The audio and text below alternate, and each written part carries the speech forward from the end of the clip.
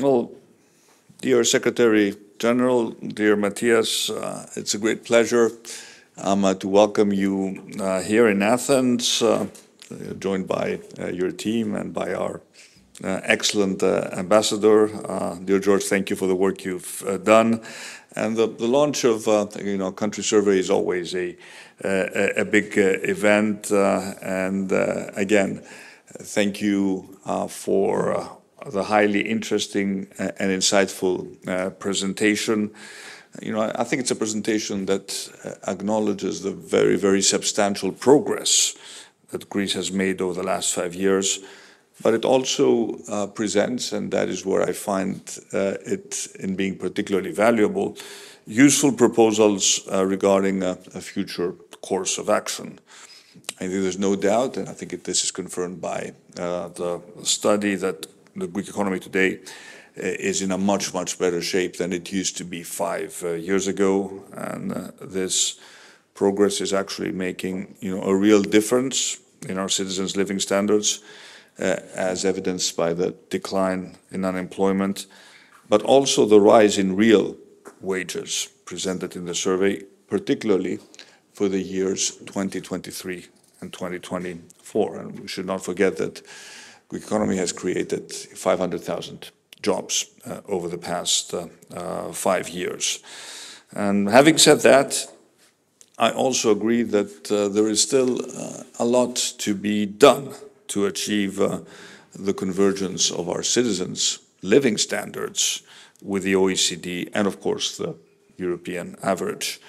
And to achieve this convergence, which has been the main goal of our government and the central theme of our 4-year mandate, we need to maintain the policy pillars that have served Greece so well since 2019. These are pointed out in the survey: sound fiscal policy, continued improvement in financial conditions, and very, very importantly, implementation of growth, but also inclusiveness enhancing reforms.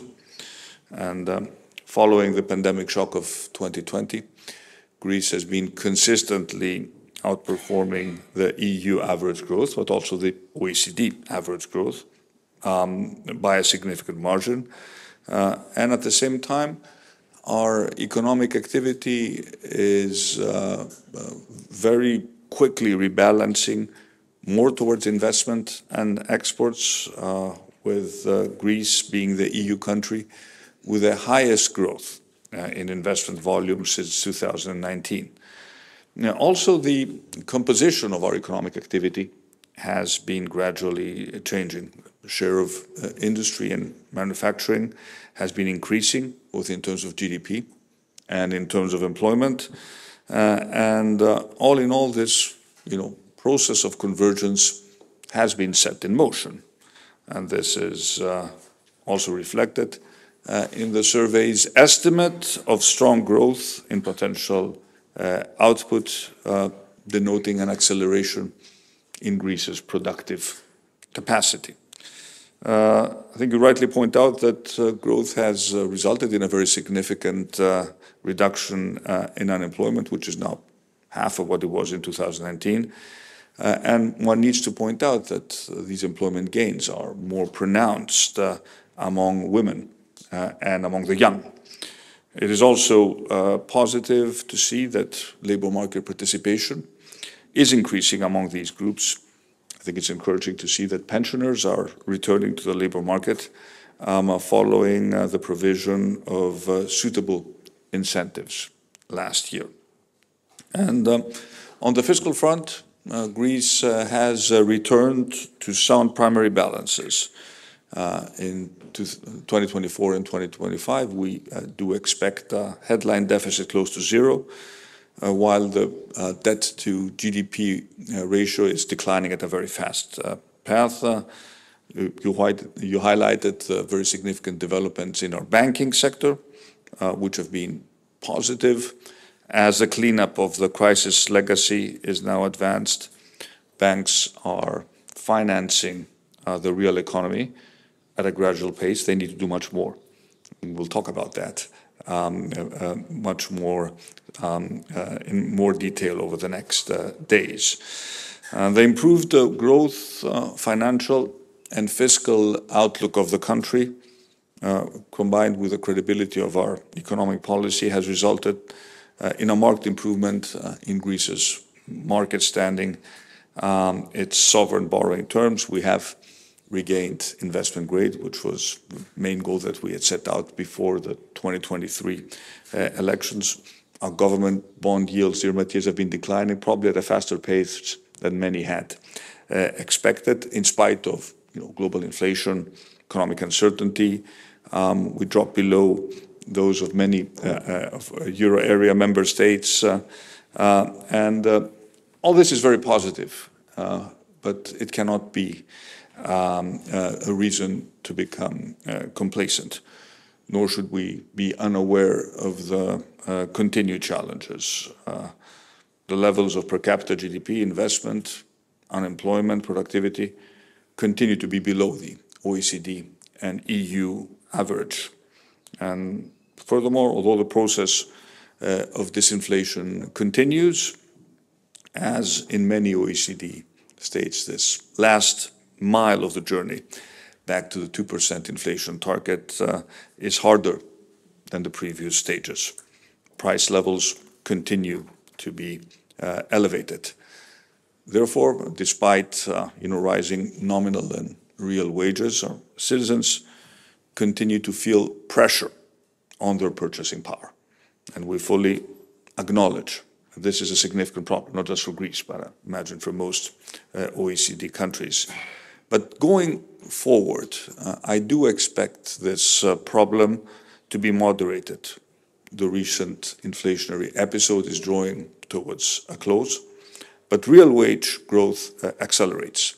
And this is an expectation which is also shared by the survey. And going forward, we agree with the survey's view that a key imperative for Greece will be to maintain our high growth rates by strengthening, in particular, productivity, investment, and employment.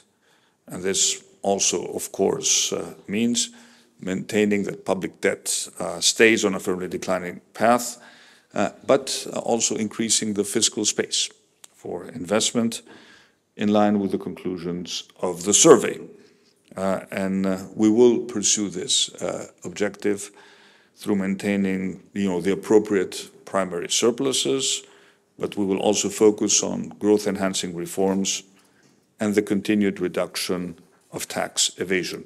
In this area, dear Mathias, there has been significant progress. I'm glad that this is acknowledged in the survey. We have also added an additional package of measures which we legislated in 2024, 11 measures aiming to reduce tax evasion. And I do expect that when the next year's survey is going to come out, we will see a significant improvement in our performance in this area. And I do believe that the measures that we have taken probably have also exceeded our own expectations, bringing in extra revenue, which already, for example, has been used this year to finance public investments, health expenditure, education, but also measures aiming to tackle the significant demographic challenges that our country is facing, very similar to that of many other OECD countries. This is a challenge that requires long-term policies. Here, let me point out that Greece is also one of those OECD countries that is investing significantly above the OECD average when it comes to defense. Europe is faced with a drastically different situation, big geopolitical challenges. We're all obliged to step up our military expenditure. This will, of course, add more pressure on our public finances, and that is why within the European Union I have been arguing in favor of treating defense spending as a common European public good. It's important that EU member states coordinate their policies from joint procurement to joint production but to also possibly the joint financing of military investment. And the same proposal, of course, could also apply to investments related to green transition. Greece has made significant progress in this area. We produce more than 50% of our electricity from wind and solar, and the green transition, of course, is a top European priority, but it needs to happen in a way so that it does not undermine European competitiveness, especially the competitiveness of European industry. But it is also the example of a European common good, which requires, very big investments, but also policy coordination and common investments that will benefit the European continent as a whole. The Draghi report, for example, highlights the need to focus on pan-European energy interconnections and building an integrated European energy market should be probably one of the top priorities for the next Commission, but also for the European Council.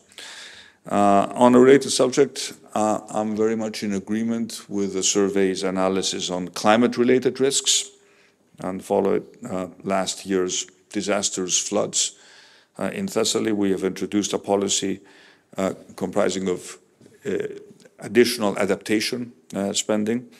By the way, that's another European common good. Building and ring-fencing fiscal buffers to cover costs when risks materialize, but also introducing mandatory private insurance so as to set a limit to the fiscal exposure to natural disasters. And in the 2025 budget, we actually expand these measures.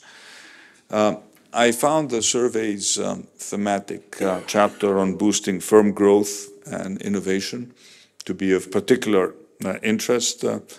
We recognize that innovation and productivity growth are critical challenges for Greece, and they are key for ensuring long-term growth, particularly under the present demographic challenges.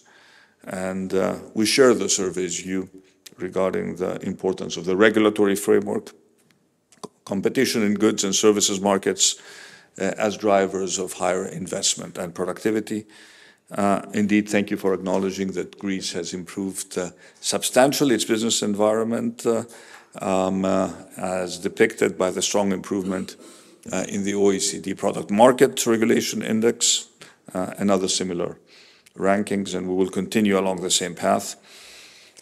Regarding skills, and this is an area of great priority also to me personally, we have invested a significant amount of funds, many of them actually financed by the RRF, the training of 300,000 people in green and digital skills. But at the same time, we acknowledge that we need to do much more, and we need to work with the social partners in this area in terms of making sure that the skills training, upskilling and reskilling that we offer is not just a bureaucratic process that helps us to absorb European funds, but really leverages the need to make sure that we bridge the mismatches which currently exist in our labor market. And I would like to end my remarks by making a special reference to artificial intelligence, a subject which is at the cutting edge of the global debate on productivity. And a major national objective for Greece is to catalyze this global technological revolution in artificial intelligence for the benefit of the country and its people. We recognize that we are a relative latecomer to artificial intelligence, but this may also offer us an opportunity to leapfrog to the next generation of AI development, exploiting possible competitive advantages. We come to this challenge with great ambition. Just a week ago, the high-level advisory committee on artificial intelligence presented a very ambitious document. This is our blueprint for Greece's AI transformation. This is essentially our national AI strategy. It sets out our principles. It identifies a dozen flagship projects which offer large transformational potential for Greece. in the AI space. We want to be protagonists in creating a forward-looking, adaptable, transparent regulatory framework within the relatively broad parameters of the AI Act that embraces innovation, that supports the booming ecosystem of technology startups that already exist in Greece, but that also offers valuable tools for improving productivity of the public service. And of course, the stimulation of economic activity around sectors where Greece is in a unique position or in high need of innovation: culture, shipping, health, tourism, sustainable agriculture, energy, climate mitigation, adaptation. All these are areas which could greatly benefit from the AI revolution. And of course, we also remain active on AI within the OECD. In October, Greece co-chaired with Canada the global OECD strategy group, bringing together 50 countries, including members of the Global Partnership on AI, to jointly explore the critical topic of the future of AI governance and to coordinate, to create coordinated approaches. And with this remark, dear Mathias, let me thank you once again for presenting this very valuable survey. The next survey in 2026, I'm confident will have more positive content reflecting the improved living standards for the citizens of Greece, whose welfare is a top priority of my government. And let me end by offering a more sort of a political observation. All these reforms, in order to be implemented, require a conducive political environment. Greece is now a country which has a stable government with an absolute majority in parliament. And at a time when the politics of many European countries are becoming that much more complicated, this is the most important necessary precondition to implement an ambitious reform program. And we are in the fortunate position to meet this precondition. And we certainly intend to honor the trust which was offered to us very generously by the Greek people in the recent election, and to make sure that we move forward with ambitious reforms. These reforms sometimes are faced with political objections. They ruffle the feathers of special interests. This is quite natural when we talk about ambitious reforms.